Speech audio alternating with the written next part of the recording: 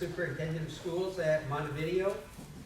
The Southwest West Central Service Cooperative is holding 3 of these forums this month across our region, one in Wilmer, one in Worthington, and one in Marshall.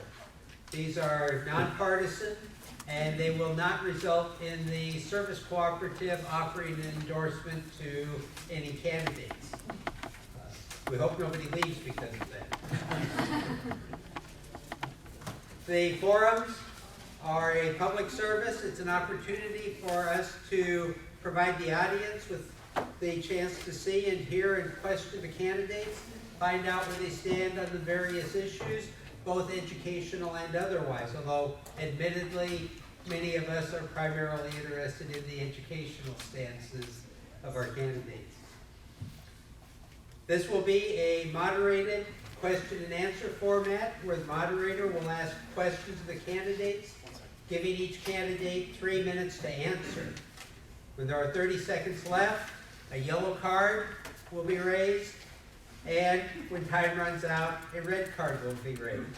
And then the moderator will move on to the next candidate.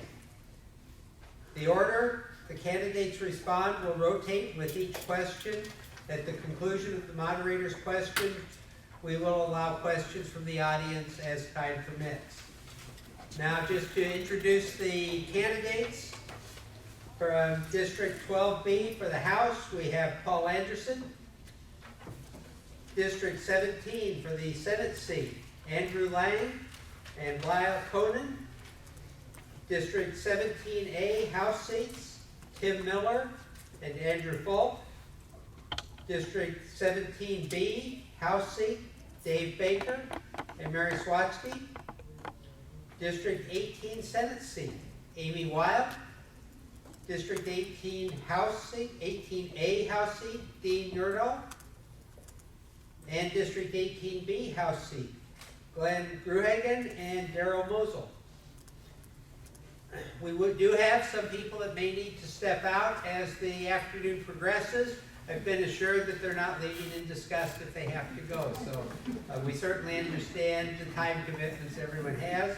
And we do appreciate all of the candidates taking time to be with us today and all of you being here to take part in this. Now I'd like to turn it over to our moderator, Shelley Mays. Shelley is the Director of Member Services at the Service Cooperative. So thank you. Okay. Our first question today. We anticipate several key education issues to be heard during the upcoming session. Of the following, what would be your top issue and how will you keep it at the forefront? Funding on the basic education formula, eliminating or reducing the special education cross-subsidy, eliminating the Q-comp cap, equalization for referendum and debt service, teacher shortage, school counselors. What would be your top issue? Are we not doing a 3 to 5 minute introduction?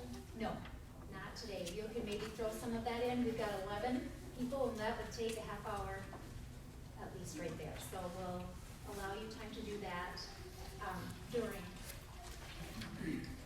We'll start with you, Paul Anderson. If you'd like to start with that.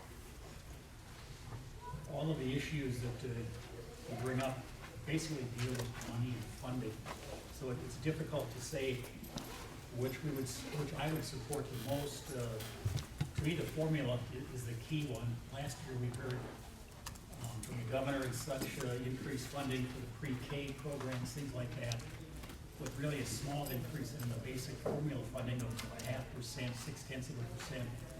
And we heard from schools that you'd rather have the money and do with it what you thought was best for it. So to me, the formula is key. The most important thing that we put as much as we can in the hands of you and your board members, and you make the decisions as best you see fit as to how to use that money.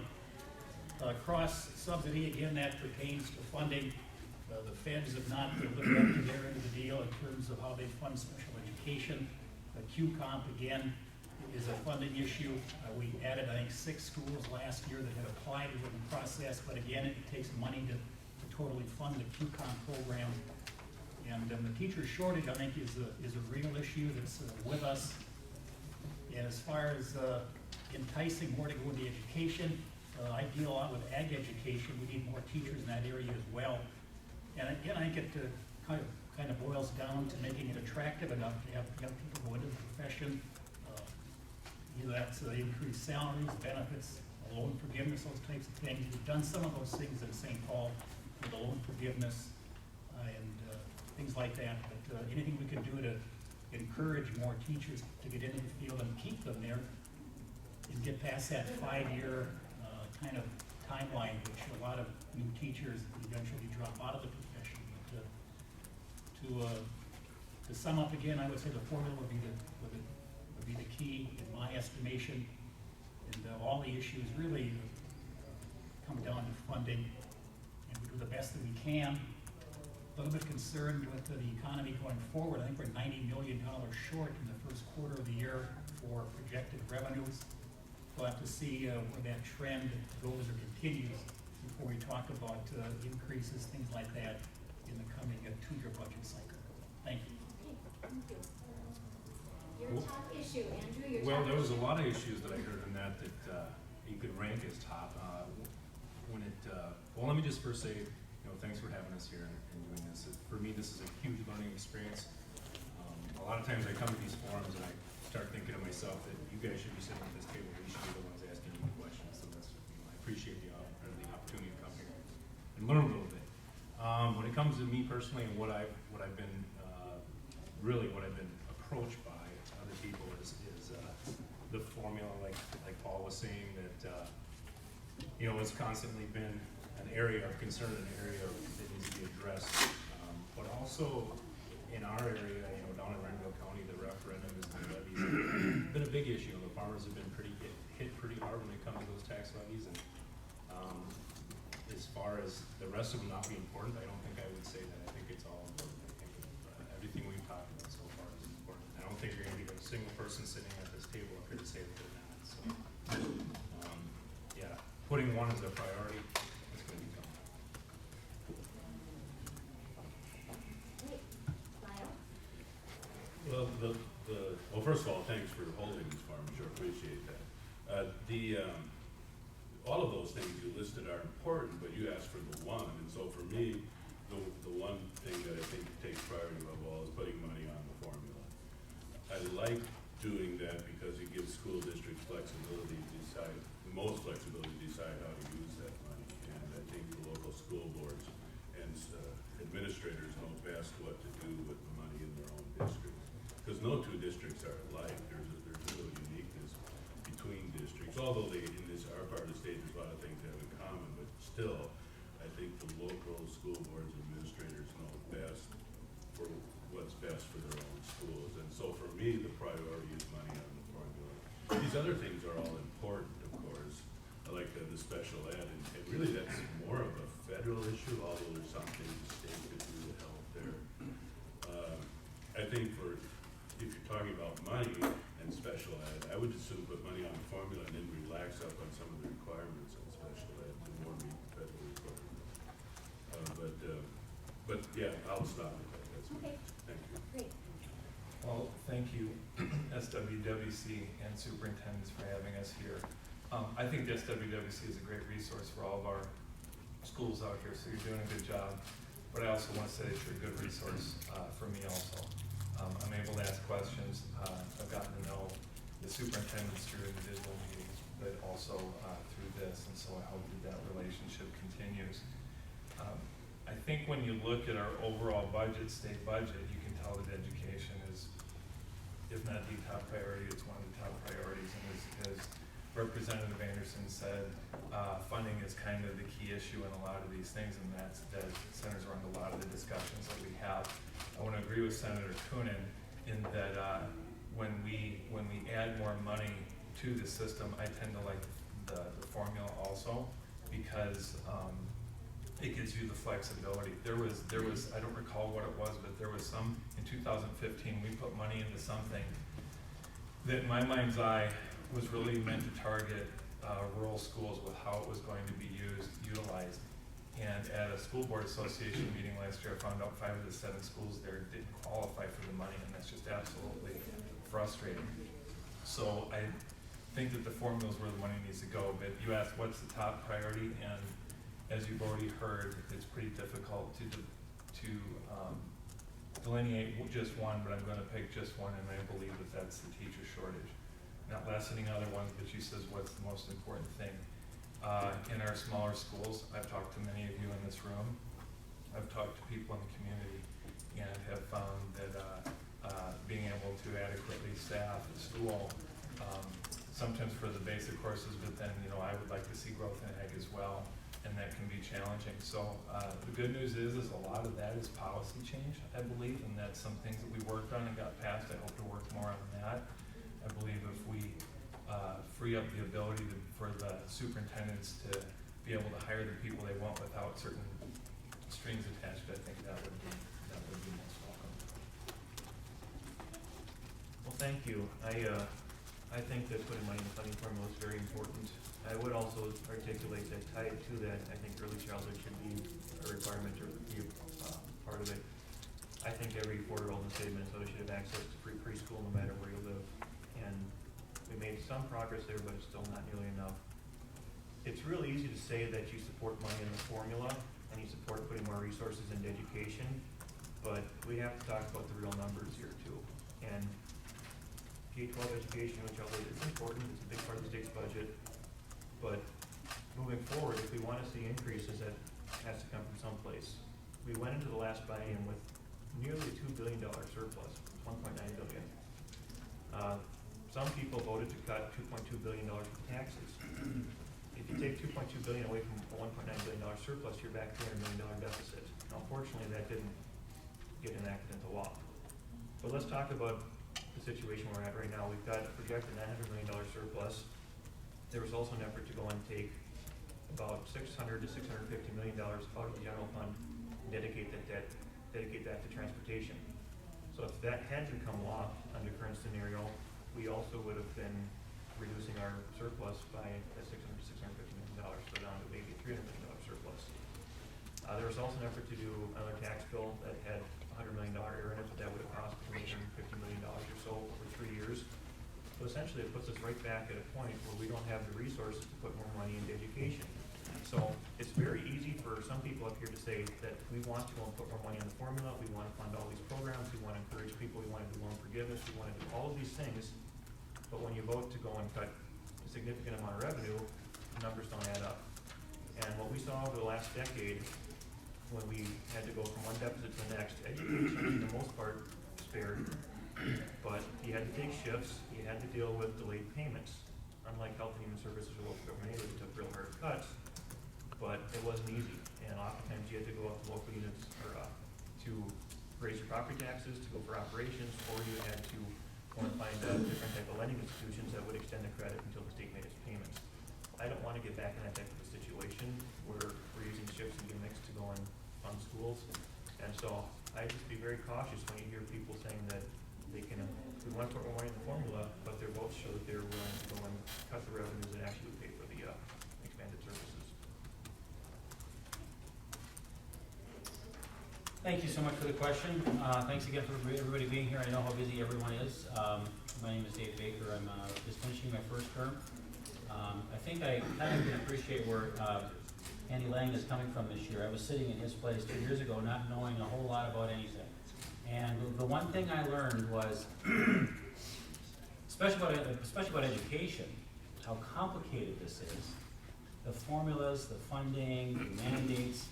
So what I did was, and I think it was one of the best ideas that I had, that's how I learned, is created a small education advisory team around me so that I had a group of people that I could trust. You know, Paul Carlson, thank you, you served on that with me. There's many others, teachers, counselors, principals, school board, superintendent. It really helped me understand how education is funded, and when it hits the street of certain bills that we're carrying, how does that look? How does that look in your school? I need to find out, because I'm not a teacher, I'm not a principal. I can tell you all about running a restaurant and running a hotel, but I don't know what it's like to be a teacher. So that was one of the things I did. So getting to your question, formulas are very important. That gives a lot of local control to the superintendents who already are lacking care. I think we need to, Jeff, I wasn't intending to identify you, but I just know that it's a very difficult job. And when you have the funds to do this, it does make it better and easier. One of the priorities that I have, I know I've gotten very involved in mental health, and I think school counselors is really an important component that's missing. I think we gotta get to the kids earlier, and if they can have some help in the schools with the folks that spend as much time with them as anybody, I think that's where it belongs. And also finally, I carried a bill last year, the Equity Revenue Adjustment Bill.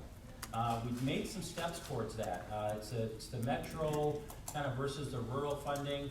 It's about 25% difference this year because we didn't quite get all that we wanted. We had to give up some things. The governor had to give up a few things. We had to. My bill asked for the 25% to make it equity parity with the metro schools and rural. We got 17% of that, so it got about $5 million out into rural Minnesota schools only. Also, it creates a 3-year window where we actually automatically get up to 25% in the year 2020. One thing I want to do when I go back is actually put a law in and try to get it to 25% right away. I don't think we need to wait for that. It's another $3-4 million to rural Minnesota. I know it's small in the bigger picture, but it's something that I definitely think is one of my priorities. But again, I'm very supportive of the schools. I thank you for your work. You know, when you factor in higher education and K-12 schools, it's about 50% of our whole budget, and it's just important, and we need to make sure we know what we're doing as legislators. So, thank you. Thank you for attending today. I am Mary Swatsky, and I am a public school teacher at the Wellman Public Schools. I started my education in a career in New London Spicer, and then I tried to help her. Yeah, I helped you modify your test, and so it's an ongoing joke.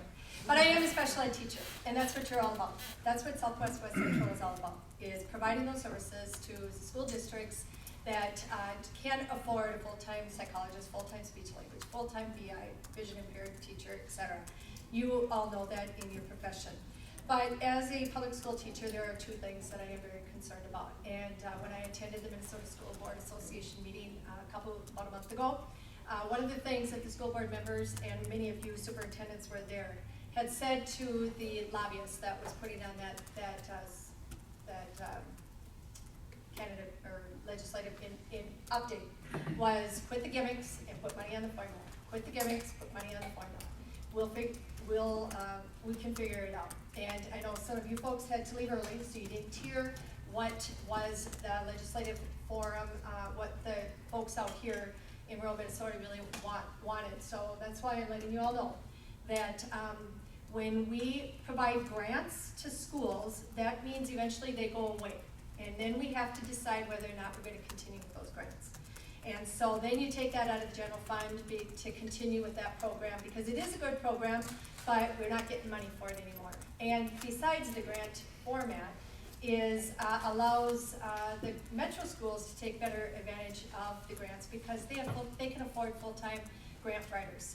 Us out in rural Minnesota, it is an add-on job for somebody. And so by providing grants and is just showing the divide between rural and metro. As at our preschool workshop this year, our assistant special ed director in the Wellman Public Schools gathered all the special ed teachers, and we stood at her request with the number, asking how many of us, how many years of experience we each had. And she was panicked when she saw the number of teachers that were 30 plus years, because she knows that that chunk of teachers is going away soon. And we have a teacher shortage. Not only do we have a general ed teacher shortage, but we have a special ed teacher shortage.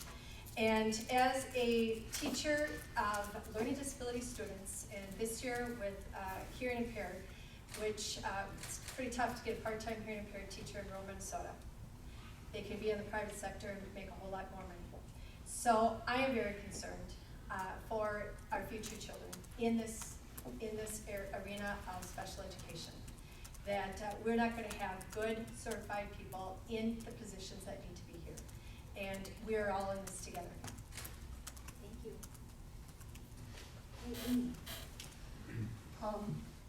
As a candidate for District 18 State Senate, I have visited 7 of the 9 school boards in my Senate district. And as a representative or would-be representative down there in the Senate, I need to listen to what people tell me.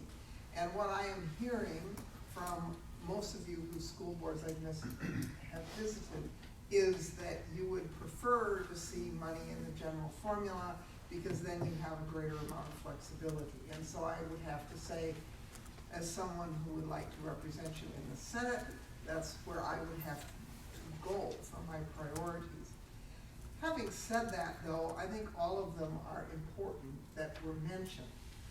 I come to this candidacy having been a county commissioner for 14 years. In fact, a couple of you I met at the PAC for Family and Children's Mental Health Collaborative, where I was the county commissioner representative from my county for 12 years. And I know that it's very important to me to listen. And I have also, my background is I've been a newspaper reporter. And for 16 years, I have covered school board meetings for a couple of District 18 newspapers. And as such, I have probably listened to almost as many audit reports as many of you in the room. So I understand the basics of school funding, and I would hope to bring that to the state Senate. As a couple other of our candidates have mentioned, I am also very much against the state borrowing from the schools to balance the budget without raising their own taxes and instead putting them on local government. It did not do that just to the schools. It also did that to our regional public library system. I have been chairman of the Pioneer Land Regional Library System for 3 years and been a member of the board for over 16 years. And it also took money away from the counties, a great deal. And I think that basically that was how the state balanced its budget during the recession, was by taking away from local government. And that in turn caused property taxes to go up, which in turn made it very difficult for you folks to raise extra money in referendums, bonding, things that you needed. So I would be very cognizant of that if elected to the Minnesota Senate. Thank you. Great. All right. Dean, you're next. Thank you. I'm Dean Erdahl, a 35-year teacher at New London Spicer. And, oh, by the way, Glenn wanted to know, who's keeping track of the time? Okay. Glenn wanted to know. But I'm getting into this now. Okay. Dean's one of my greatest supporters. First of all, just to address a concern or two that have been raised. One about that we were voting to put ourselves into a deficit. We all know there are a lot of moving parts in the legislative session. There are like 3,000 or 4,000 bills that we're voting on. You can't just sit down and add up each total and how much they're costing and determine whether one is voting for or against a deficit. I mean, we vote on pieces of legislation, and then we do a balanced budget that's got a reserve. That's what we do, and that's what we did in the last session. Now, remarks have been made regarding what happened during the recession, regarding the gimmicks. And yeah, shifting money is a gimmick. It's got a lot of historical precedences in Minnesota, but you do this to basically find a way to get money to the schools. When we did it last time, I talked to the superintendents of my district and I said, you've got a choice coming here. We can basically give you nothing on the formula, or a little increase in the formula, and then no shift. Or we can do the shift, which we're going to pay back, and give you more on the formula. The superintendents that I talked to wanted that money on the formula, which is on this list of things, all of them being important. Certainly I believe that the formula is the most important that we have to address. And in the last session, when in the beginning when they're talking about 0.6, I don't know, whatever, 1% increases a year.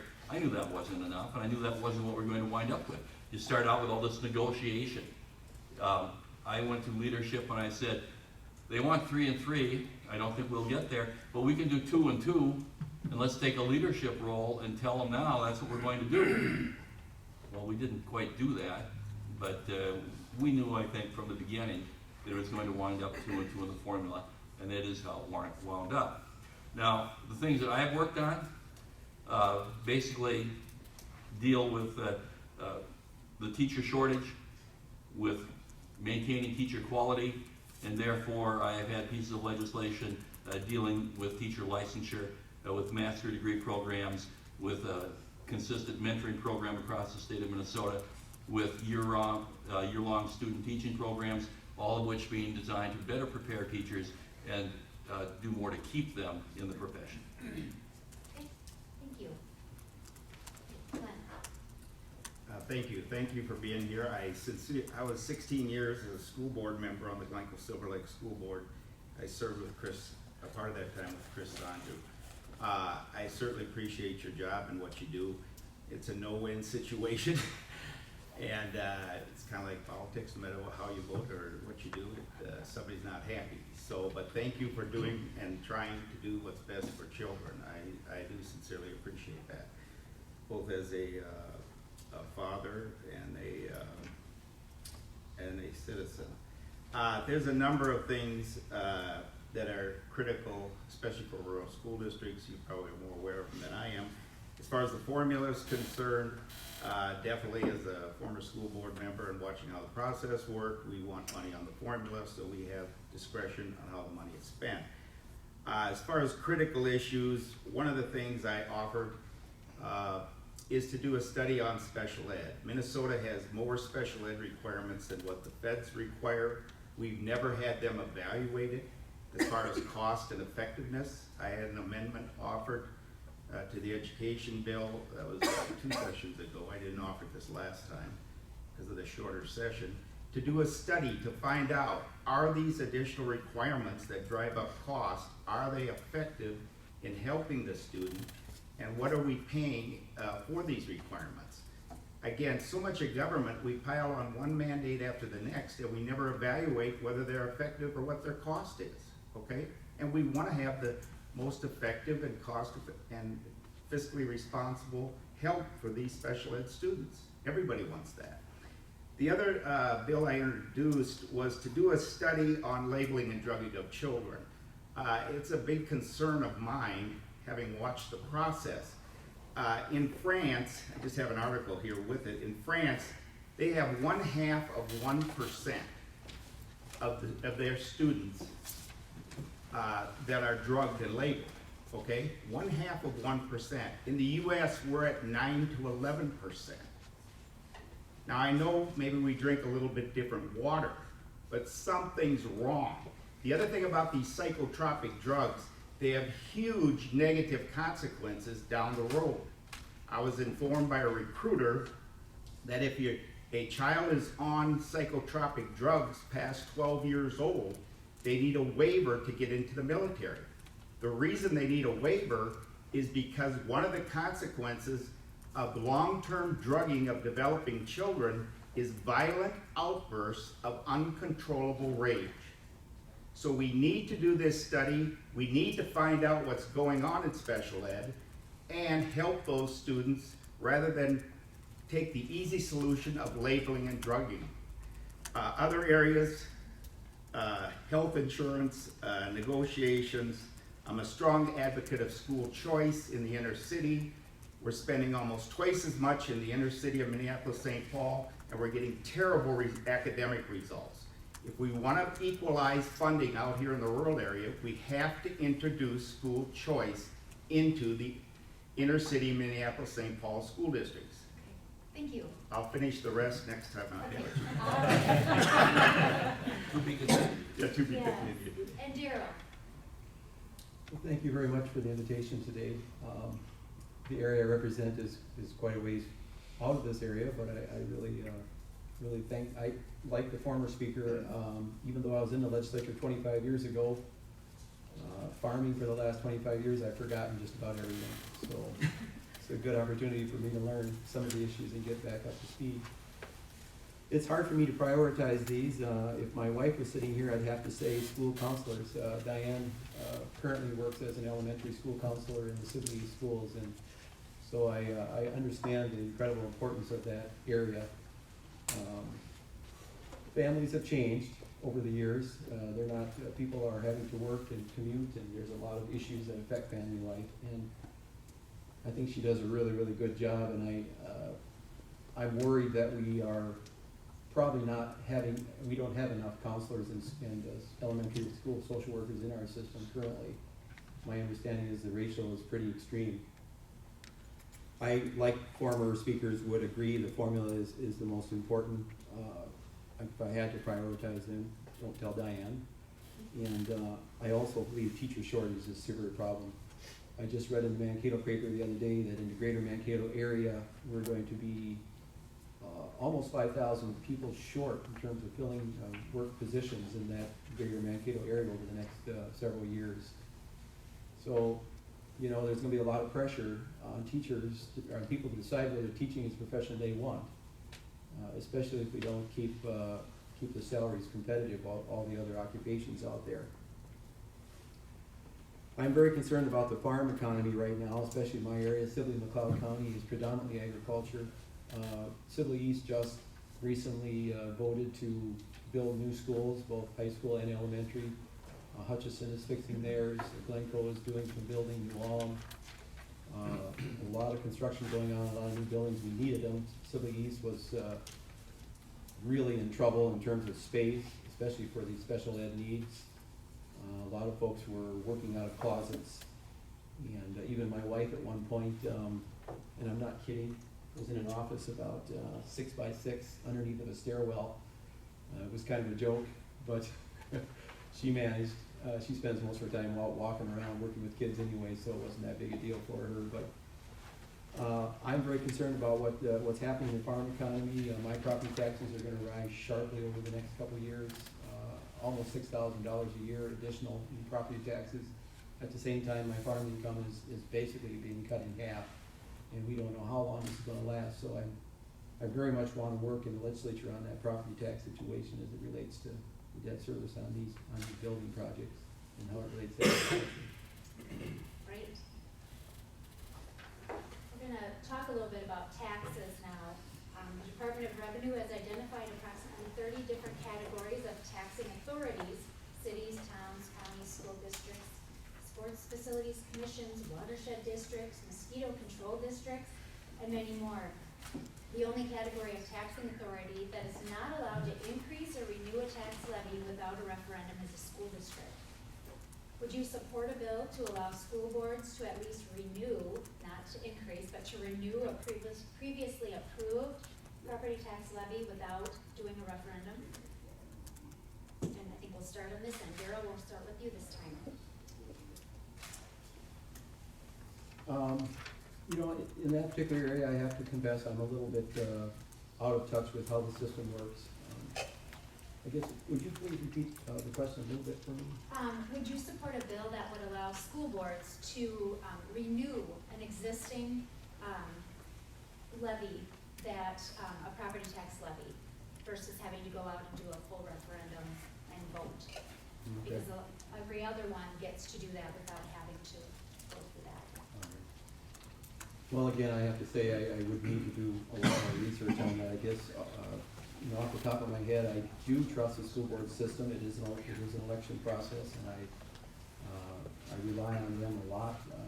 Over the years, I've been quite happy with the members that I've elected, you know, as a citizen, and I would support that. Glenn? No, absolutely not. I find the input of the voters and the local businesses on tax levy absolutely necessary to bring about reform and change in the public school system. When I was on the school board, we wound up in SOD about 750,000. We were on our way to 1 million. We were declining enrollment school district, and we were threatened even by the Minnesota Department of Education to be taken over. because of our fiscal situation. We went through 5 or 6 superintendents, I can't remember, some of them left because of me, by the way. And the voters voted down our request for additional funding.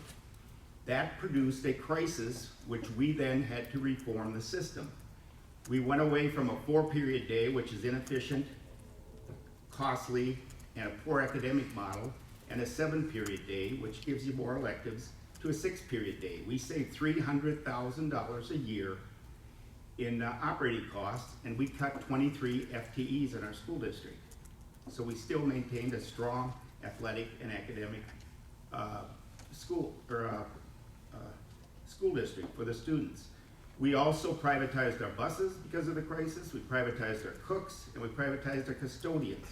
They basically got hired back at the same pay, but they had negotiated themselves benefits that were no longer supported by the public in general.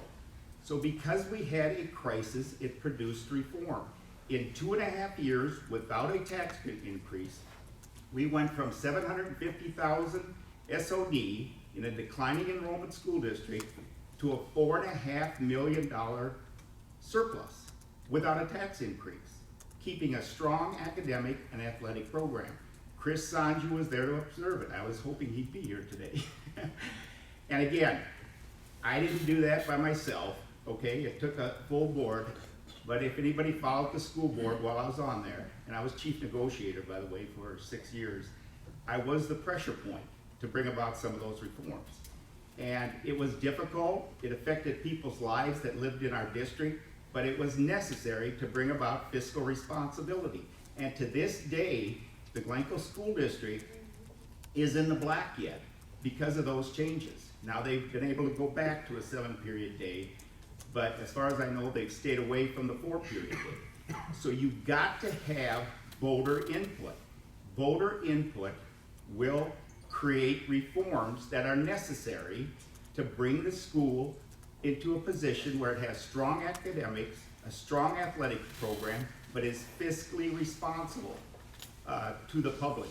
So absolutely no, I would not vote for any automatic extension without voter input. Thank you. Did I make myself clear? I say, are you sure about that, Glenn? I could be a little stronger, but I think they got the idea. Okay, Dean. Thank you, and, you know, there are some things that I agree with Glenn on, and I'm with him on this one. We're getting closer every day. Yeah. You know, and I understand this is a tough issue, and I understand the desire by you know, many in administration and school boards to have this authority. But people have a very limited ability to vote to lower or increase their taxes.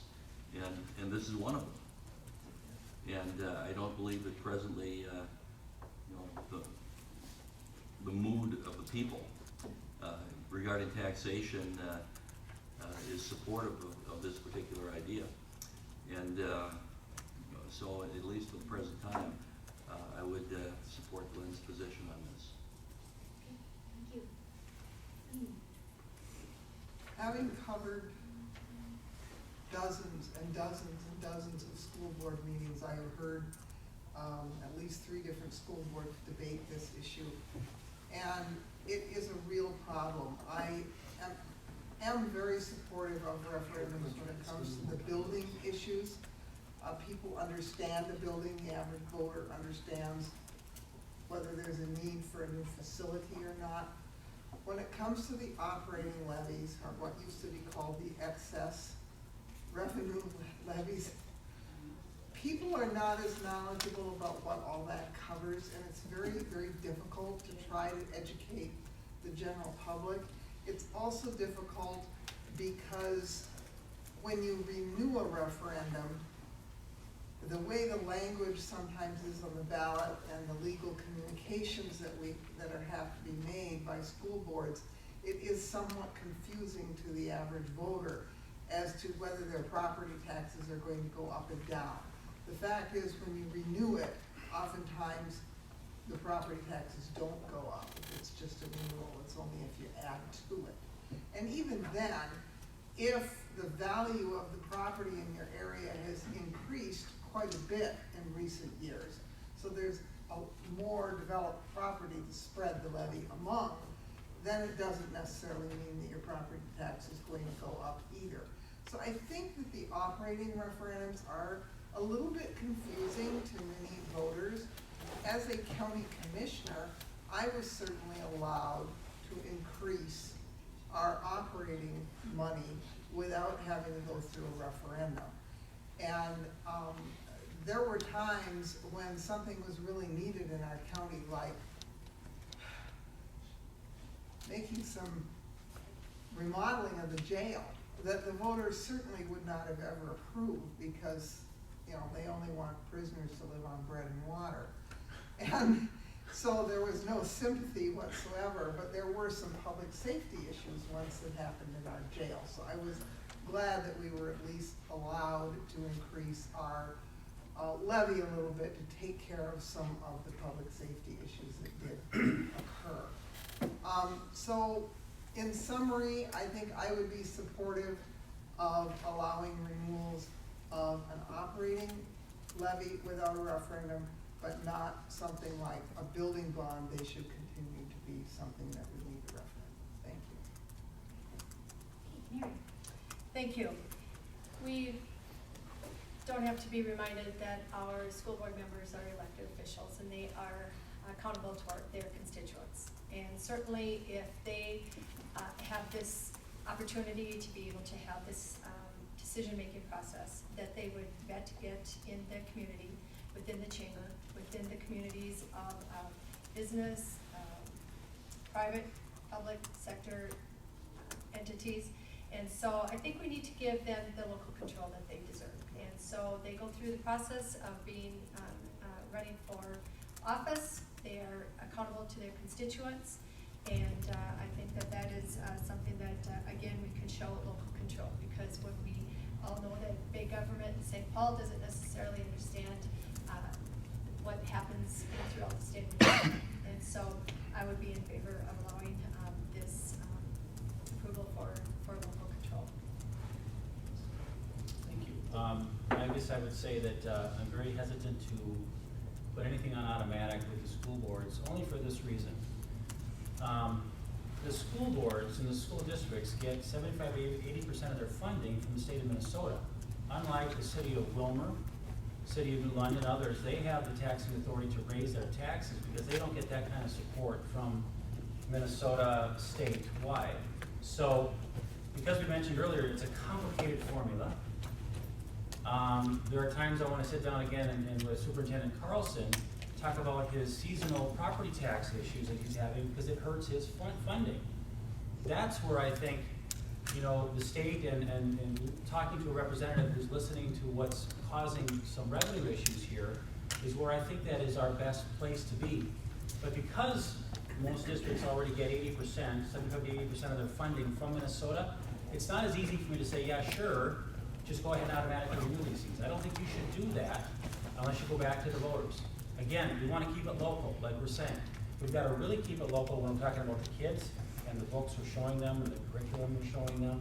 But I think when you want to automatically renew something, I think that has to be taken back to the voters. So again, I would support that. But again, there are some flexibilities that you have now.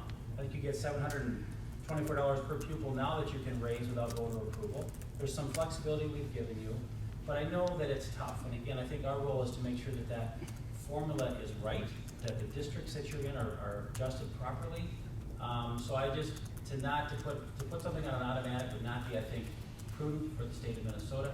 But I'm all ears, I'm always listening to how we can get the best results for our kids. Great. Thank you. My comments are fairly close to what Ms. Wild's comments were. I do think that it's best to avoid a crisis. I mean, we don't want to have schools forced into a crisis to go and facilitate changes. I don't think that's good for the kids. I don't think it's good for the faculty. I don't think that's good for anybody. So we want to avoid that.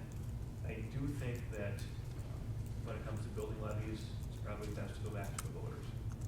When it comes to the operating levies, that's one where I think there's a really good chance to have a discussion, and I would welcome your input.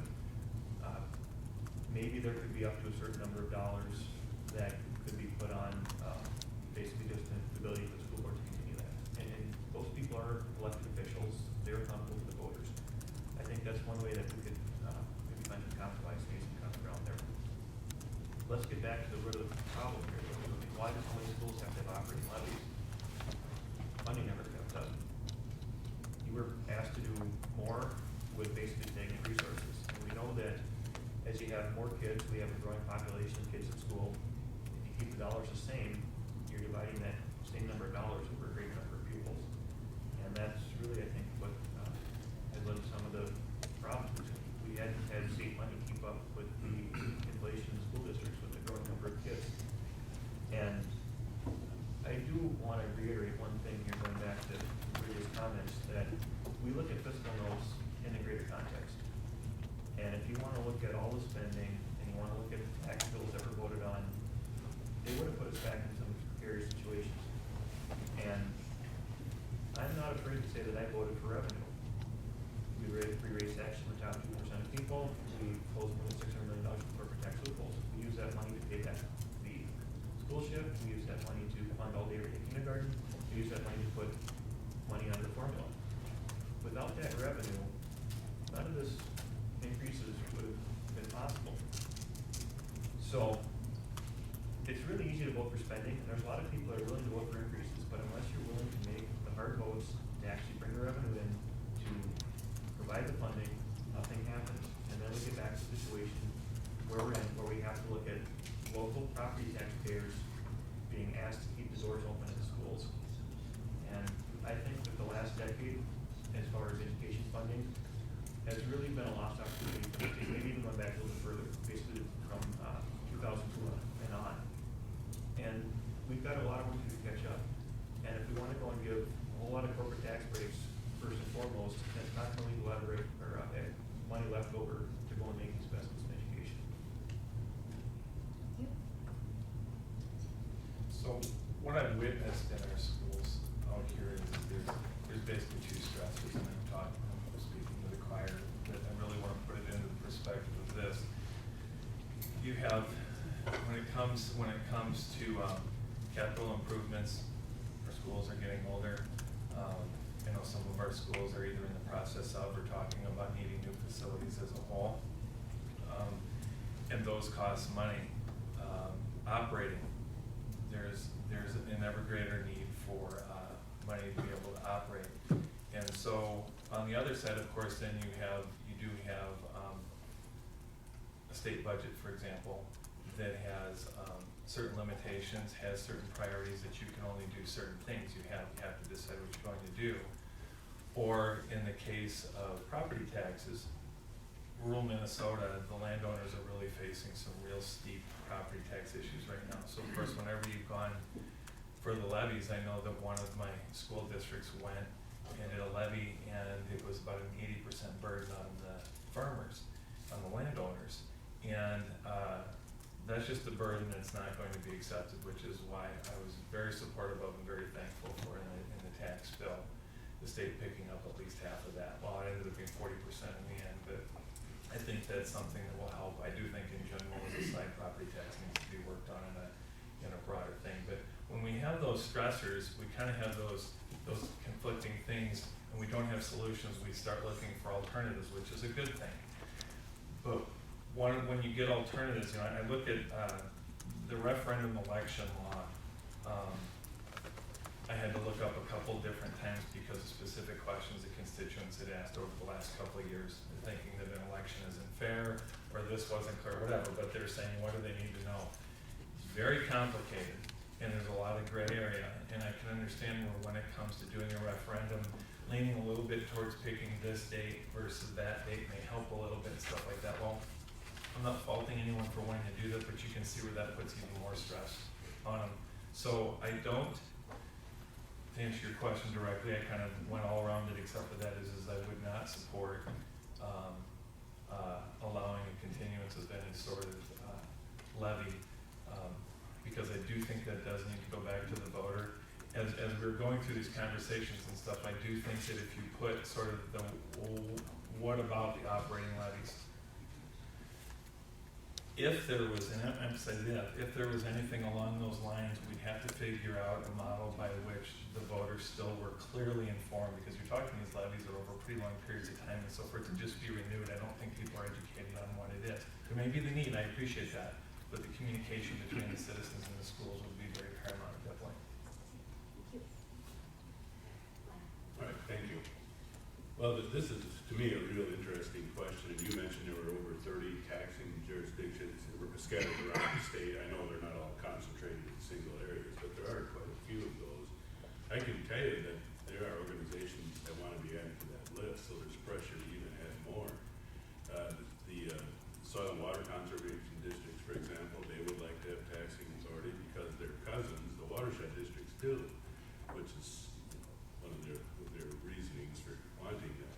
I was at a meeting the other night where fire departments would like to have the levy authority, because especially in our part of the state where the fire departments not only take care of the cities that they're located in, but the townships around them, so they would like to have levy authority.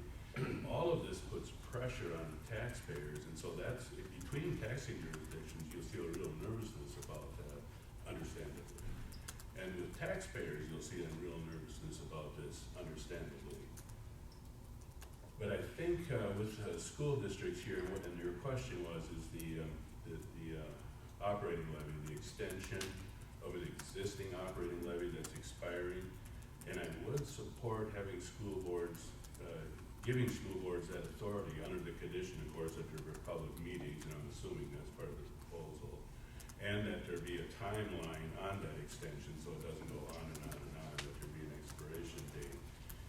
And it's also important to remember that school boards members are up for election, so they are accountable if the people within their school districts don't like what they did. There's always an upcoming election to address that. Another question I think that's important to consider here is what schools do. It's educating students. Is that as important as what counties do, or what cities do, or what watershed districts do? And I think the answer to that is yes. The history of this, of course, and it was brought up earlier, is that the schools get such a high percentage, it's not high enough apparently, but a high percentage of their funding from the state, that was the reason originally, from what I understand, asking the history lesson on this, is that's why there was the requirement to go back to the voters. But it's kind of interesting if you look at, for example, local government aid and what goes to some of our cities. There's some cities where it's 50% or a little better. So, you know, school districts are getting 75 or 80%. Some of those cities are getting close to also. So, yes, I will support a bill like that, but it has to have the public meeting and end date on the levy. And it has to be an existing levy. Well, I probably heard a lot of different opinions on that, and I would say that's a pretty interesting question. I guess I hadn't heard that yet, and I'll probably answer it in a very simple way by saying yes and no.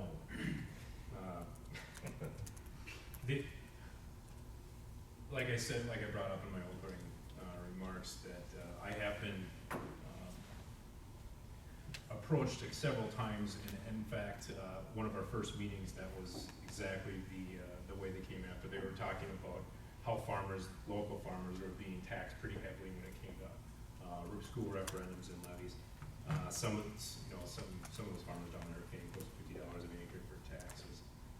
That's 80%, roughly 80% of all those levies are falling on the farmers. So that would be my no.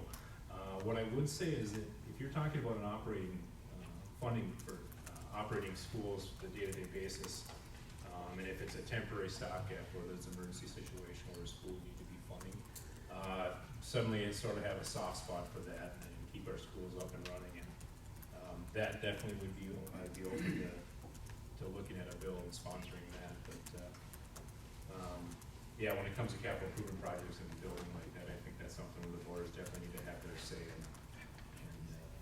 You know, the schools can campaign for what they believe. You know, everybody up here now myself included, know what a campaign means and know what kind of background and influence you need to try to convey to the voters to tell them, preach your product and go from there. So I guess that's kind of the aspect I'm coming to.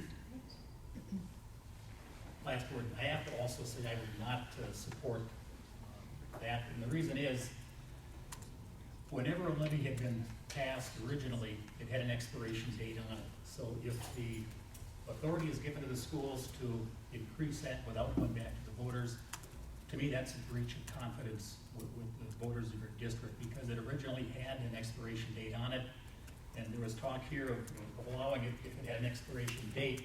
Well, could you extend the expiration date? This could be just a vicious cycle if we keep extending these things without any going back to the voters.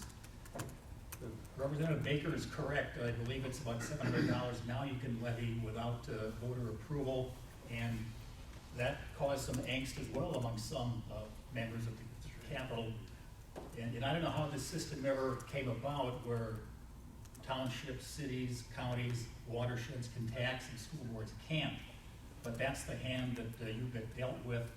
And I think changing that without some clear message to voters that if you approve this new levy, you're also giving the board approval to extend that in the future. That'd be the only way I would support that. And I don't think we have that currently. And again, just to say again, I would not support this because every levy out there has an expiration date at some point anyway. And it would be a breach with voters' confidence if they were extended without voter approval. All right, thank you. We are a little after 2 o'clock, and I knew it would not be a lot of questions we get through with so many of you, but I do want to, before I ask another, I want to give the superintendents and the others in the audience an opportunity, because I know they're just, they've got some, they're just itching to ask. I know Mark does, and you guys were talking about it earlier, maybe Luther or Dennis, I don't know. But I want, before I take up some more time with another question, I want to make sure that we get to any other questions. I know some things that weren't finished this session was dealt with, one of them dealt with that. So does anyone have one that they'd like to ask? I'll just start, just kind of in general. Again, thank you for being here, taking time out of your busy day. Again, I'm not speaking on behalf of all the superintendents, but personally, I would like to see if there's funding to be on the funding formula. Like you said, it does give us that local control. And equity. And there's so many little, somebody used the word gimmicks, gadgets. Eden Prairie gets $500,000 for an after-school program. Why don't we get that in Eden Valley Watkins? Get rid of that and just focus on equity. We talked about QComp. Some schools have it, some schools don't. Again, we don't have it. That's not equitable. My students at zip code 56318 are just as valuable. And so I think we really need to focus on the equity piece. And then moving forward, what are your initiatives? What are your priorities for education in this next session? Because yeah, the ag to school credit, that hurt us in the farming community. The preschool funding, I look at it again as that's not equitable because it went by poverty. I've got some just as poor families in Eden Valley Watkins, but my overall poverty isn't as low. I was one of the 174 that applied that didn't get the money. So, just real quickly, what are your educational priorities moving forward? How about we start, I better make we can start. I'll start with, we'll start with Dave and then we'll go that way. If you wanted to cut us down to like 1 or 2 minutes, we Yeah, can get more 1 minute, questions. How about we do 2 minutes now, and I'll Yeah. give you a warning, Let's and do that that. way we can get a few more in. Thank you, because that's a great question, and I think, first timer, finishing up my first term. So when we felt pretty good about, $525 million of new dollars in the formula in the first year, 2015, in the budget year, I didn't expect to come back and probably have a lot of educational funding in the second year when it was part of the first year's budget requirement to make sure that we funded the schools well. Now, I give credit to our education finance chair, Jennifer Loon, to find some money that we could find to plug in some other things for one-time money in schools. I don't call those gimmicks. It's real money. Now, I know that, schools going to certain places is sort of an award, and I don't know how that's all decided. Quite frankly, there's some really good models out there and pilot programs that I think should be explored a little further. But I worked really hard to get a gimmick out here that was important for me to get the school equity funding done with $5 million in rural Minnesota. Now, I think that's important, and that wasn't something that I didn't think was gonna happen in year 2, but we found this money, this one-time money that we could do this with, so I felt pretty good about that. And I wanna go back and make sure that we can get it to you faster. So, you know, I don't think one-time money is necessarily should have a bad rap to it, because there are some schools and some ideas that need more exploring. One of the issues that I want to do, I guess if I go back, is to find better and the best ways of how to teach our kids. I don't know that every school district has that model yet. It's always interesting for me to sit down and learn with the Wilmer School Math Department to see how they're teaching the new math rollouts with some new stuff, or the new teaching standard, the new teaching ideas. And I'm just really enjoying that understanding of how they are teaching teachers now to teach differently than they used to. So, you know, again, I'll keep focusing on the formula. There's no doubt about that. That is my goal to do. That gives you more power and more choice. But I don't think giving anything out there to programs that seem worthy is a bad idea. We have to remember that the word gimmick came from the folks out here. And so when the School Board Association was here, right here in Wilmer, it was their terminology that they used. And so I will continue to say that those, that's playing with money. I support universal pre-K for every child. But I also say, because I heard from the people that that the school board members say, keep that pot of money separate from K-12 money, and keep that pot of money separate from the college debt or higher ed. So I'm hearing that if we take money from the general, or to put money into pre-K, that we can't starve K-12. So I'm hearing that loud and strong. And I'm also hearing from the universities level with Minsky and the U of M that we have to take care of them as well. So those are my priorities, is to have 3 pots of money and to be cognizant of all those areas. I also, we have a program here, an entrepreneur program that is funded privately. It's great. Different organizations throw in $1,000 here, there, and it's a wonderful program. However, if it's a wonderful program, we should be funding it for everybody in the state of Minnesota, so that all children have the opportunity to be entrepreneurs. And so it's great that Wilmer Public Schools, with the consolidation, or with a cooperation with McRae, New London, ACGC, Wilmer, that's terrific. But now you're leaving out KMS, you're leaving out these other folks around here. If we think that that's important, then let's fund it. And not go to our private organizations to ask them, hey, we've got this great program, and you know what, one by one, they're gonna drop off. And then I wonder, then we're leaving our kids behind again, because it's on the backsides of our private businesses. So I think that what we need to do is, what I wanna do is keep those 3 areas separate. Like most everyone here, my priority would be the basic formula, and then flexibility for local boards to achieve what I call mutually desirable outcomes. I'm more of an outcome-based person than I am a process-based person. But as far as initiatives that I might be interested in championing, nobody here has yet mentioned the difficulty right now with teacher licensure, with people who have licenses in other states, and trying to get a Minnesota license. This is an issue that needs to be dealt with. I think there's some turf wars going on in it, and we really need to take care of it if we're going to replace some of these teachers, and especially some of you whose districts butt up against the South Dakota border, Iowa border, things like that.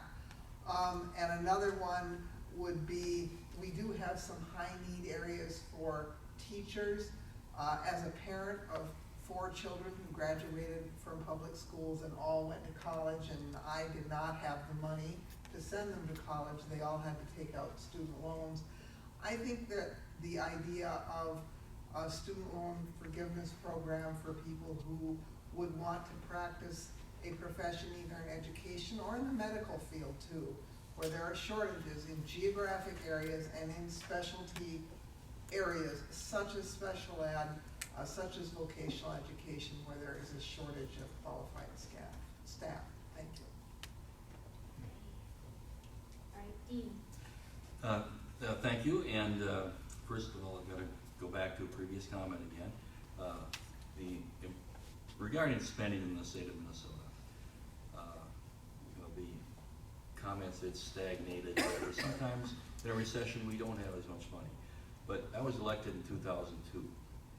The budget then, our spending, was I believe around $27 billion. Today it's $42 billion. Now, I don't want to take credit for all of that, but that is what happened over those years. Spending has increased. And again, as I said before, when we do a budget, our goal is to balance the budget and have a reserve. And that is what we did this last session, and we also increased spending. Now, certainly, as I said before, the formula is very important.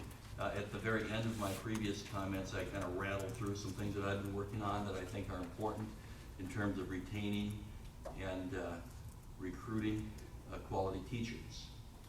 And let me expound on that just a little bit. First of all, I did talk about licensure. Oh, I'm sorry. It's all right. I taught 7th graders, and they didn't get everything I said either. But Nice put down. well, Amy and I have been friends a long time. But but anyway. Today is anti-bullying day. Yes. We have this, as she said, a turf war between the Department of Education and the Board of Teaching regarding licensure. That needs to be taken care of. I've had bills that have directed the Board of Teaching to do certain things, and basically they just say, no, and they don't. We gotta get that straightened out. Master's degrees, I've done things in the, trying to model after the Finnish education system. In Finland, every teacher has to have a master's degree in what they teach. We don't do that here. Most people get master's degrees in things that are other than what they teach. In the tax bill, we offered incentives for teachers to get a master's degree in what they teach. Unfortunately, that bill is vetoed, not because of that provision, but I'm hopeful that we'll bring that back again. Okay, 2 minutes is up. I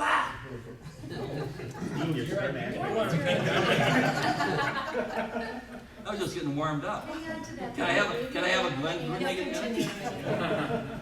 Okay, Glenn, your turn. Yeah, I talked about school choice before. I think it's one of the keys to equalizing funding. You know, according to the Minnesota Department of Education's own statistics, in 2014, inner city black students in the 10th grade of Minneapolis School District, only 23% of 10th grade black students could read up to grade level. 23%. You're dooming those students to a life of poverty and low income jobs. And all my DFL colleagues want to do is pile more money onto the system and rearrange the deck chairs. We need to introduce competition. Cristo Rey is a Catholic prep school. They take the same students out of North Minneapolis, and 95% of them are ready for college by the 12th grade. Something's desperately wrong.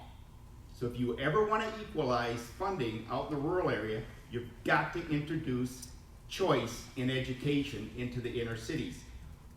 There's over 20-some studies that show when you introduce choice, academic results increase, not only for the students who go to a different school, but also for the public school students that stay in the public school. We've got to have that reform, and unfortunately, my DFL colleagues, the majority, bow to a lobbyist group rather than care about what happens to those children. The second thing is I'm a strong opponent of Minnesota Department of Education and the U.S. Department of Education educational experiments that they come up with. Outcome-based education, Goal 2000. I was on the board when Profile Learning came in. Under a Republican governor, we wasted over $1 billion on that nonsense. $1 billion. trying to micromanage what the teacher does in the classroom. I trust you people locally. I trust you superintendents, and I trust the teachers. When the profile learning came out, almost our best math teachers were strongly against it. So we need to stop this nonsense. The latest is Race to the Top, which I renamed Race Off an Academic and Financial Cliff, and Common Core, which I renamed the Rotten Core. Okay, thanks. All right, Daryl. Wow. Thank you for those comments. I agree with all three of the things that you just suggested. When I was in the legislature 25 years ago, I feel like this is like deja vu. Nothing seems to have really changed. Equitable funding is the key. You know, my sons went all the way through all 12 grades, and while we had great science teachers, I think they really only had one wore-out microscope to use in their science labs. It was kind of ridiculous, really. And the science teachers did a lot of effort on their own to make the class interesting. They did field trips. They brought in all kinds of interesting things for people to study with. But the fact of the matter is, those science labs were very, very minimal at best, and certainly didn't compete with the suburban schools.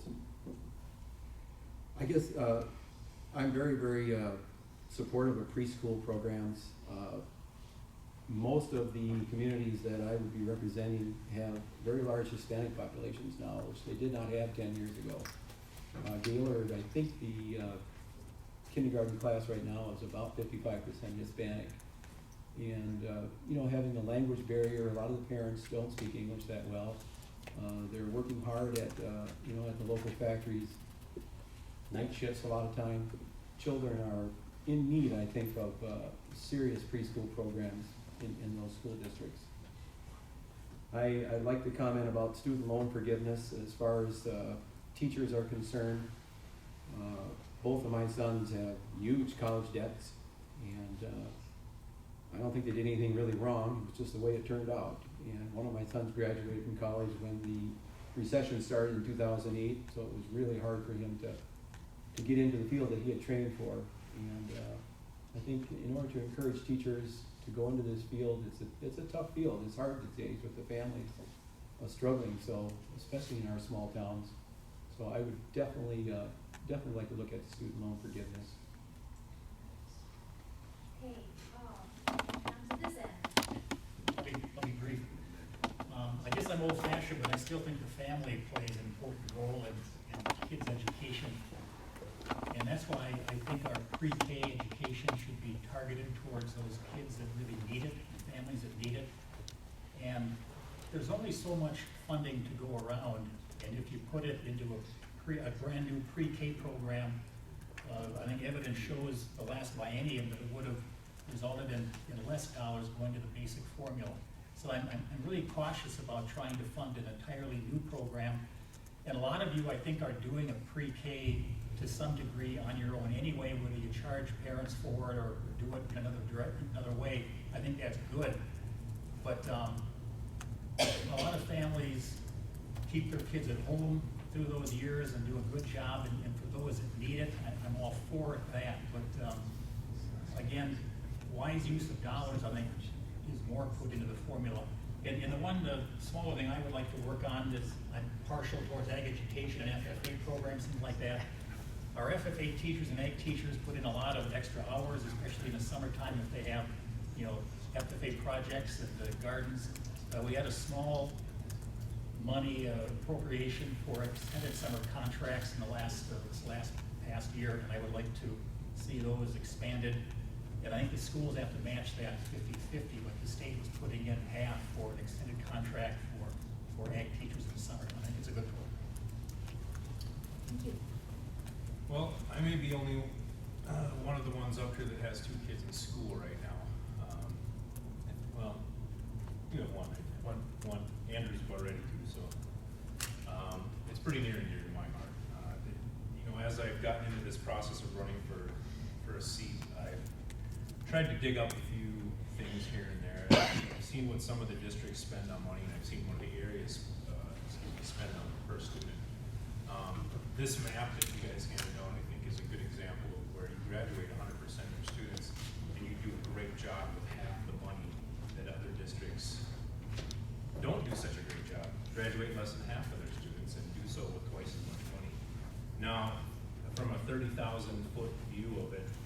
watching how that happens, what, and this is gonna turn into a question more than it's gonna turn into anything, but what do you do out here that's so much better that you can do it with half the money that the metro schools don't?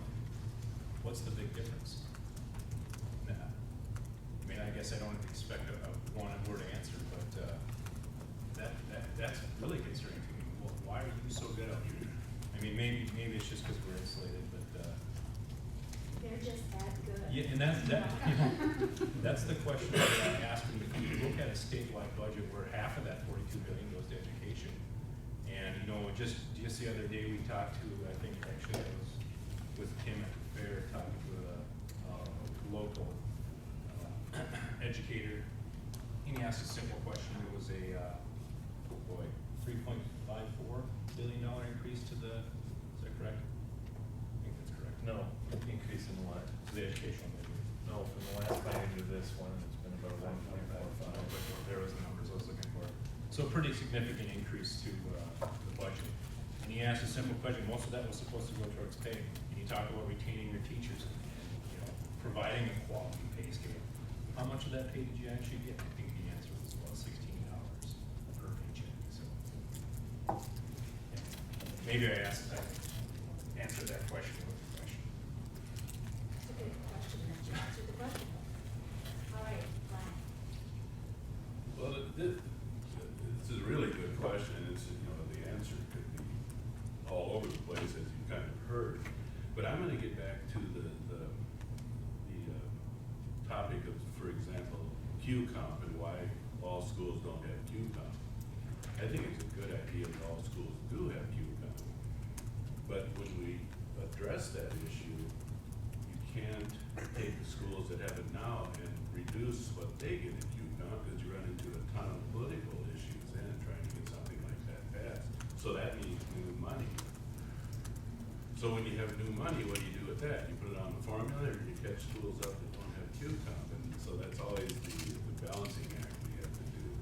I bring that up to point out how important it is when we're working on budgeting to do it fairly and correctly the first time. Now I'll use pre-K, early childhood education as my talking example now. Last session, some money was appropriated and was dedicated to early childhood education. The problem was there wasn't enough of it. So what happens? The legislature ended up giving the department the responsibility of dividing that money out. What did they do? They created a competitive grant program for the money. That's not fair to some school districts, and especially children in those school districts.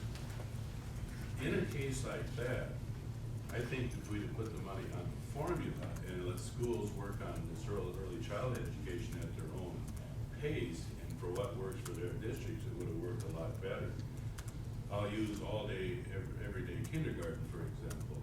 By the time the state said, we're gonna do this statewide, and it took a while to get there, most schools had already got to the point where they had all day, everyday kindergarten in some form or another, and they figured out a way to fund it.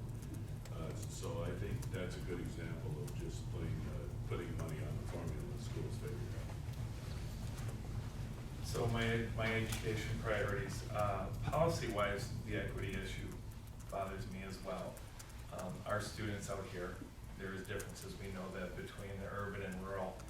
And it doesn't make sense to me, especially since funding is based off of per student, because you have a higher population of students in the urban areas, and I could argue that because of economies of scale, educating a child out here actually costs more. So if there was supposed to be any inequity, I think it should be the other way around, and yet it isn't. So we narrowed that just a tiny little step. I don't think it was narrowed really of any extreme significant level this last time, and I don't necessarily like how we narrowed it, but at least the issue was addressed, right? So at least we're recognizing this, and we can find out ways to do that. Now, my priorities also include what would be edification for me. And then two words that came to mind. One is clarity. The clarity on when we put a bunch of money, as Mr. Langston, we put a bunch of money into the system that's supposed to be primarily for pay, and when it filters down, we're not seeing that. I wanna know what's going on, because that's very difficult for me. When I mentioned earlier that 5 of the 7 school districts didn't qualify for funding that was meant to qualify for all 7 of those, I wanna understand this, and we need to correct that. And then I just wanna touch, and wrap up here, after clarity, I wanna have civility. Why is education in Minnesota, or why is it so political? Why is it so hostile? You know, when we talk about school choice, it means that, you know, we don't like teachers. When we talk about, last time we added a 2+2 under the formula, and maybe that isn't enough. But there was a recent meeting where I was yelled at that I don't care about the schools because they only want to do 2+2, and then it went into, you originally only offered this and that and stuff like that. We can fix things, folks, if we're willing to get in a room and talk about these things. It's very difficult, because as I'm talking right now, for example, there's a camera trained on me, and which is fine. That's a public meeting, I have no issue with that. But you hesitate at what you're going to talk about when we need to have an open conversation. Thank you. Well, I guess for the $500,000 for Eden Prairie School District, ask the people up here that voted for that first and foremost. But I do think we need to have more equalization.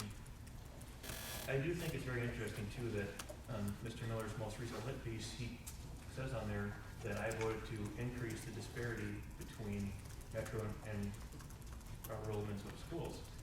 And so I went back and looked at the 2013-2014 education finance bill, and between the 95th and 5th percentile schools, we actually closed that gap at 30%. And we did that with $300 of rate equalization and $414 of local option revenue. Now, I don't like it when there are misstatements made about the work that we did. And if there was more work done to go and continue to shrink that funding gap or disparity in the last biennium, that's good. There's still more work that needs to be done. Let's get back to what happened in 2015 too. When the House passed its education bill, I considered it to be inadequate. Governor Dayton also thought it was inadequate, and he vetoed that bill. And they spent a significant amount of time. We had to have a costly and unnecessary special session because they couldn't get the job done on time. And ultimately, the legislature acquiesced to Governor Dayton's request. He's the one that fought for the increased funding, the $525 million additional dollars. It's attributable to him. Go look at the initial bills that were passed and look at what was ultimately decided upon because of Governor Dayton's leadership. And it's his leadership that brought the early childhood funding forward. I also find it to be, when we look at the politics of things too, very interesting. When you get groups like the Coalition of Minnesota Businesses sending out flyers thanking people for all that increased education funding, which really was attributable to Governor Dayton, who's paying for that? And the Coalition of Minnesota Businesses is basically the political arm of the Minnesota Business Partnership, which is made up of the CEOs of the largest businesses in the state of Minnesota. They advocate on behalf of lower corporate taxes, and they're one of the groups that advocated against the revenue that we raised in 2013-2014 that allowed us to pay back the school shift, that allowed us to put money into the education formula. And so I want people to be cautious when they see who's contributing thanks for education funding. Say, can I ask a quick question of everyone? How many of you are superintendents? Raise your hand, please. How many of you want us to add a 4th grade, or excuse me, a grade for 4-year-olds? That's what that's what we're talking about here, this preschool. That's what that is. Are you talking about grade, you mean 8 o'clock to 3 o'clock? No, I think the So details let's of what talk it is. about the parameters of what That would be you're worked out. saying I don't know about what it is universal yet. pre-K. So if we're gonna talk about universal pre-K, what do they want for our children? That's a fair question.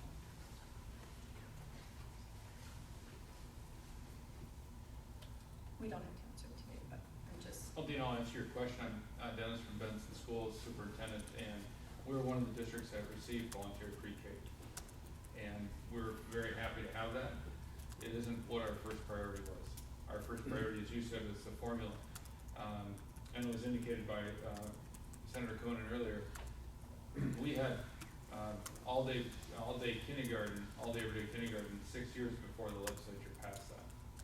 If all of us us here had additional dollars in the formula, we would do those things for our pre-K, like many of us are already doing, things for pre-K. So saying, you know, the dollars are available, as districts, we try to get everything we can to help out our students and our families.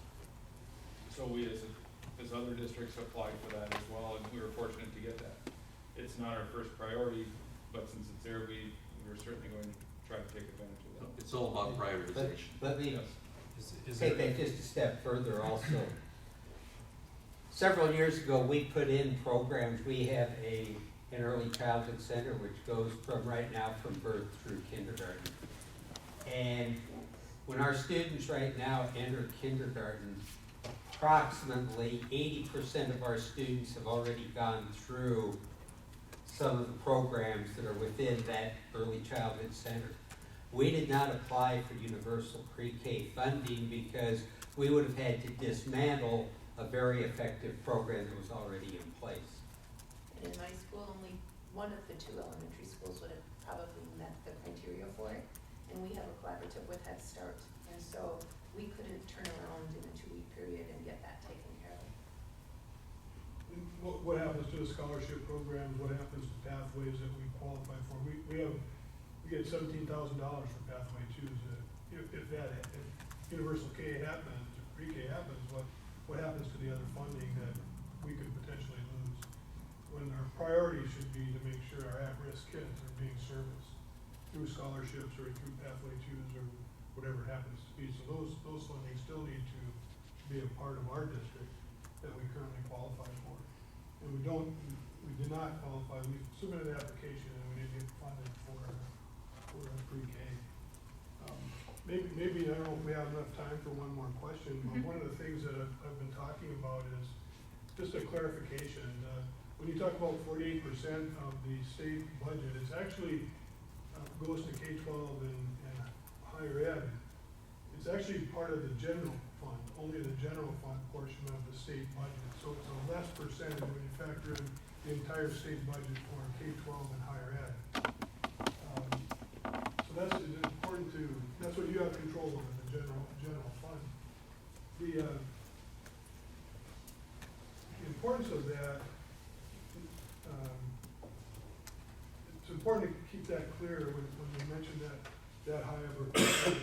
But we do have, there is a constitutional obligation to fund education equitably. We talked about taxes.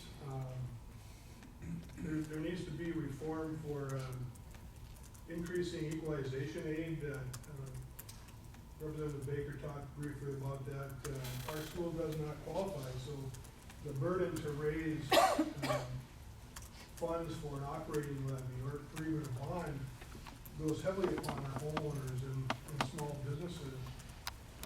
Much greater impact to our taxpayers than taxpayers in like Mount West Tonka, Wayzata or Hopkins. We don't have a lot of loading docks and smokestacks. So I would encourage everybody to support reform to increasing equalization aid. One of the things, going back to the general fund, there are services that have automatic increases in funding. Health and Human Services has automatic increases. So when you talk about making cuts to Health and Human Services, it's actually cuts to a inflationary increase that they automatically receive.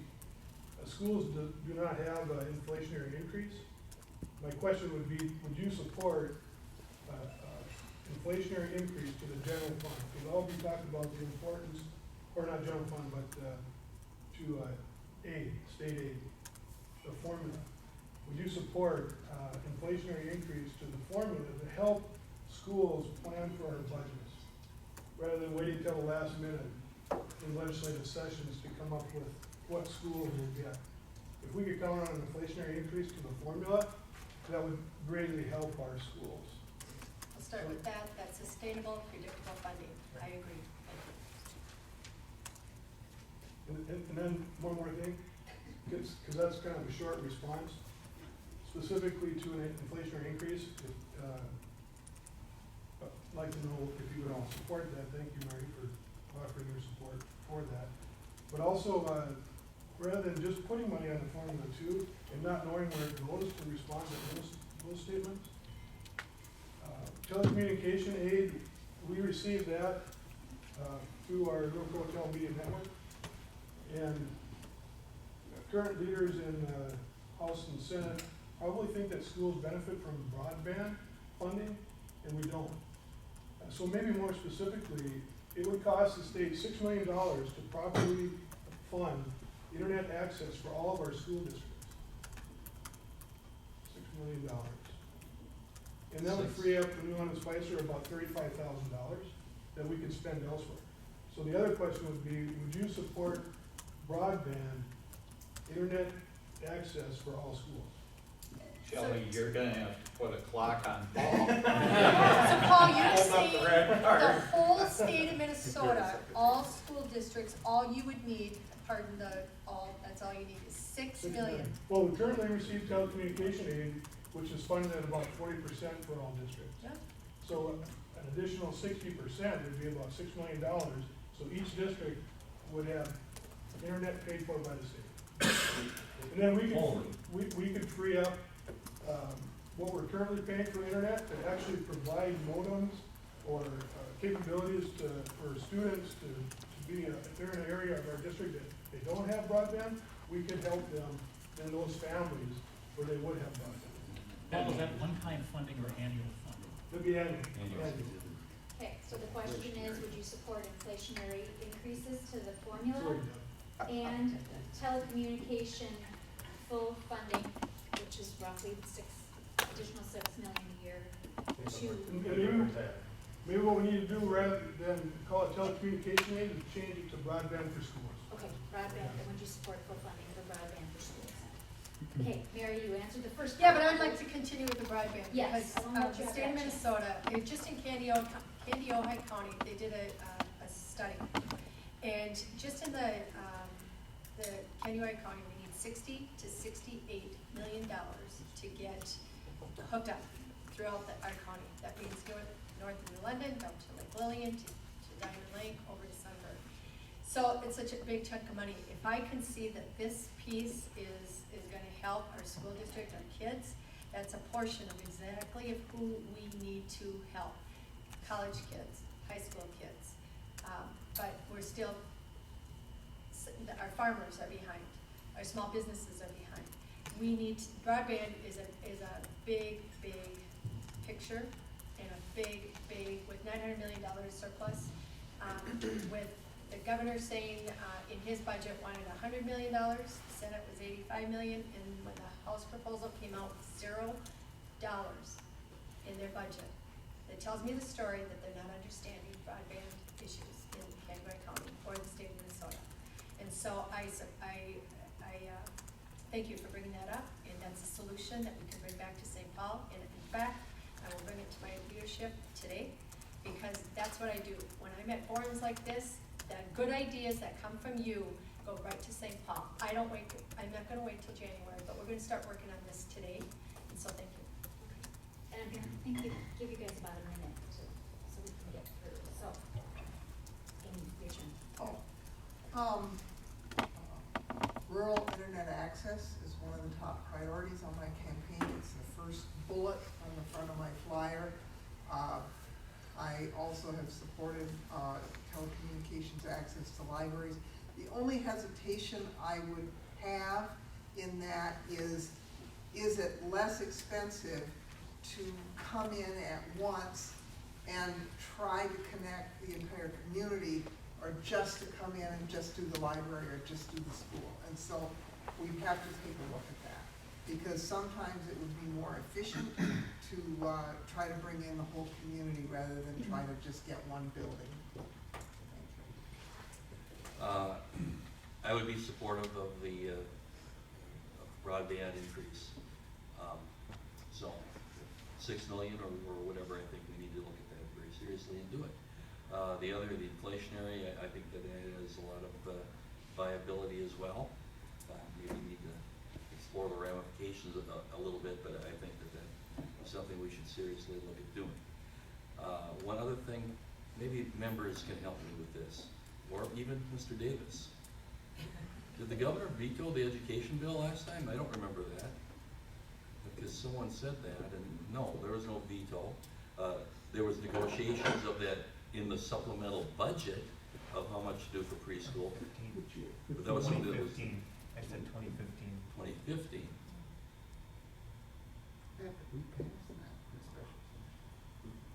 Well, anyway, I Special don't, session, because you didn't get it done on time. That was extra time. I don't remember. All right, Glenn, let's move to you next. Yeah, I'd be willing to take a look at that 6 million. I understand the importance of broadband for school district. So I do think we need to keep an eye on technological advances in those areas. And sometimes about the time you do something with technology, it's outdated. But we definitely need to address that in the rural area. I'd be willing to take a look at it again, like I said. Although down at the Capitol, the devil's in the details. As far as an inflationary thing, I think we have to understand our businesses and citizens, senior citizens, and in general, are dealing with the same inflationary pressures, okay? So I would not be in favor of an automatic inflation thing. We're gonna face the biggest demographic change in the history of our state, okay? The baby boomers are retiring and there's a smaller number of people behind it. You have to look everywhere to become more efficient and look at savings wherever you possibly can. The declining enrollment that has hit rural Minnesota schools is gonna hit our economy.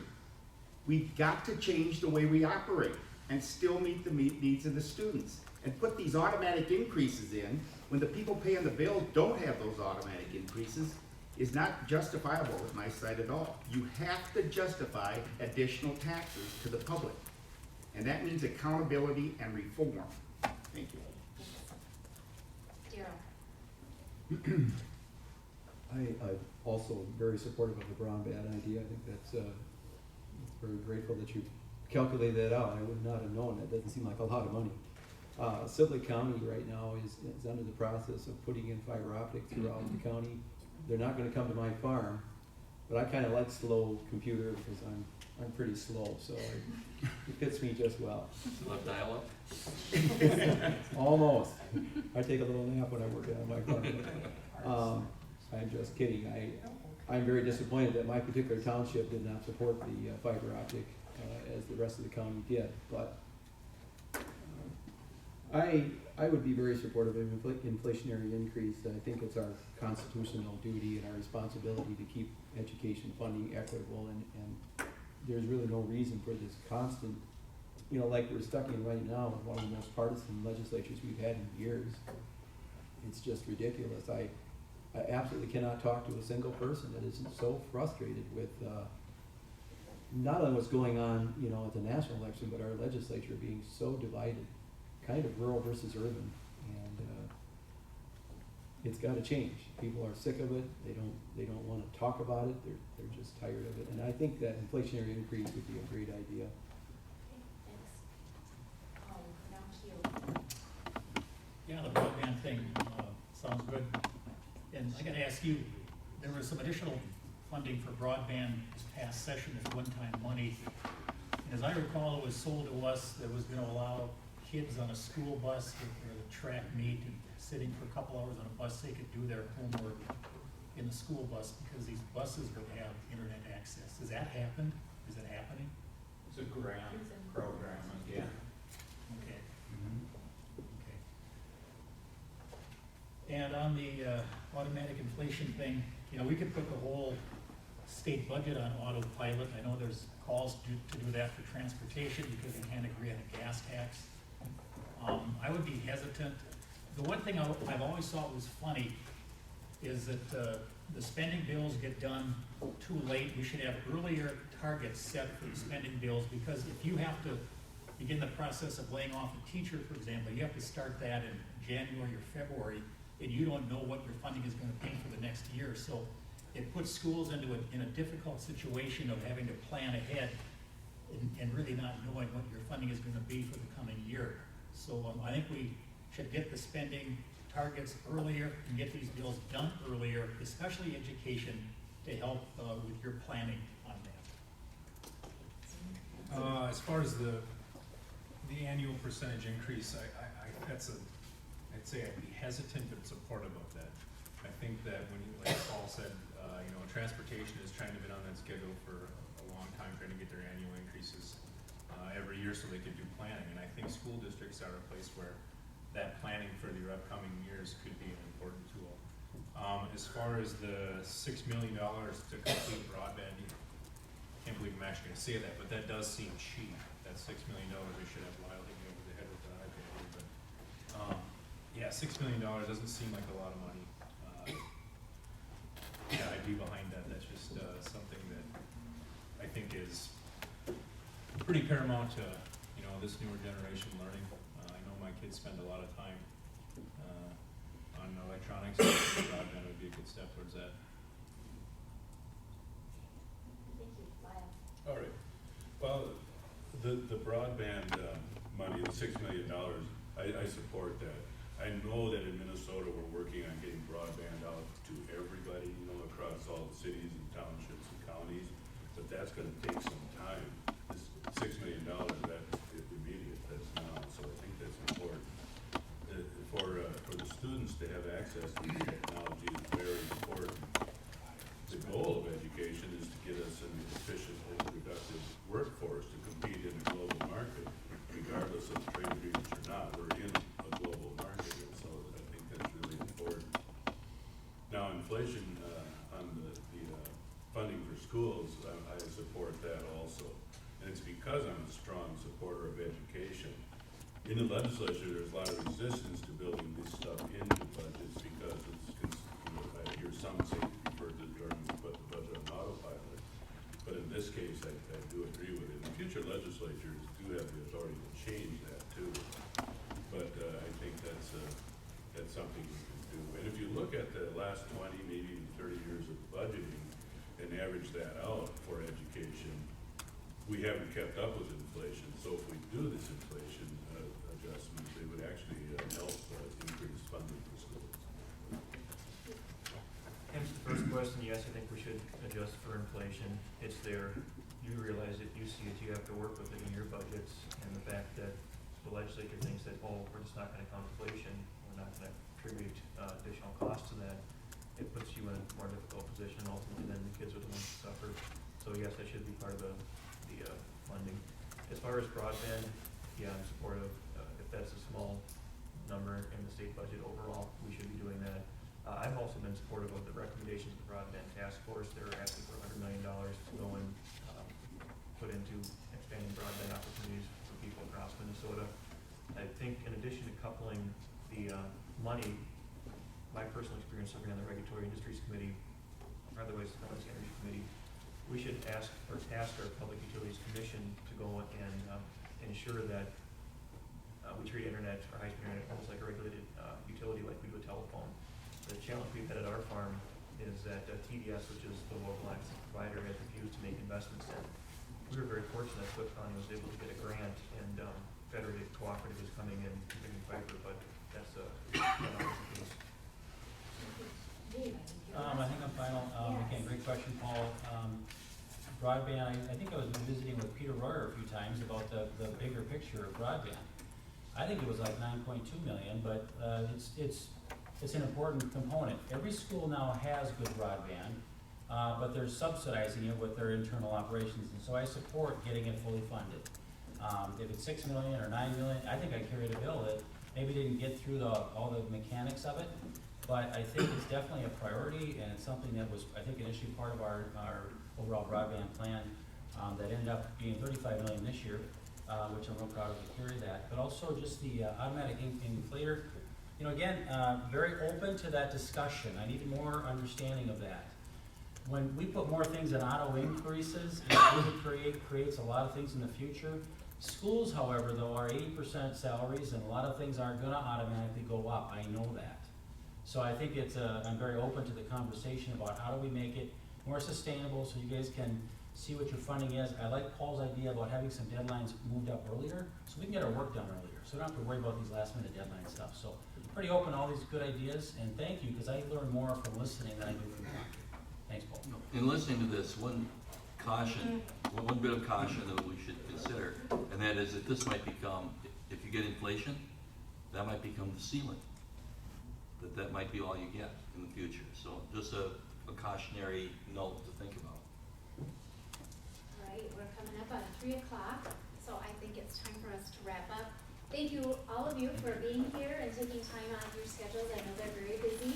I think Southwest West Central, we appreciate it very much, and I thank everyone who is here today. And there's still time to visit afterwards if you've got specific questions you want to bring to any superintendents or to the candidates. And thank you again for coming. Thank you.